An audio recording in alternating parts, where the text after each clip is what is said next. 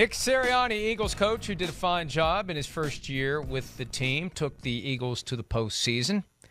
On quarterback Jalen Hurts, Sirianni said at the NFC Coaches Breakfast, "I couldn't be more excited. In other words, we wanted Deshaun Watson, but he wasn't interested in us, so we're going to love the one we're with." I'm kidding. I'm kidding. But at some point, he's your guy. Yeah. Jalen Hurts is their guy. I think they're always looking for an upgrade. Every team that doesn't have one of the truly top 5 quarterbacks in the NFL is always looking for an upgrade. Jeffrey Lurie himself said it in 2013. Our number one priority is to find a franchise quarterback. That was after Donovan McNabb. They have still yet to find one. They thought they had one in Carson Wentz. Nick Foles wins a Super Bowl with them along the way, but they still don't have that franchise quarterback. And Jalen Hurts may develop into a guy. You know, I said this last year, Chris, when we look at the quarterback tiers now, Jalen Hurts could be a guy you pay $25 to $30 million a year to and build the team around him. And you don't have this huge investment in quarterback, and you don't expect him to play like a top 5 guy.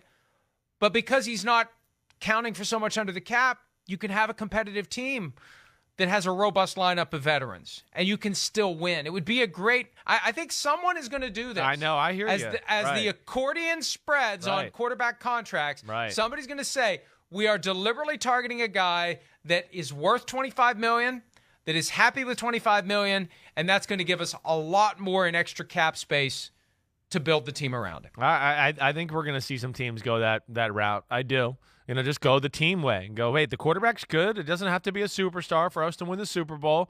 We've seen plenty of teams win the Super Bowl throughout time without quarterbacks that are top 5 in the NFL. That's for sure. So, listen, there's something there to Jalen Hurts.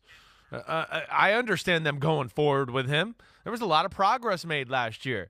Yeah, I know, and we heard, like, hey, if one of the superstars fell in their lap, maybe they'd be interested. Okay, yeah, great. Those are superstars. You got to talk about that or at least think about it a little bit. But I think there is a belief in that organization in Jalen Hurts. You could see it even at the Combine when I talked to Nick Sirianni talking about Jalen Hurts.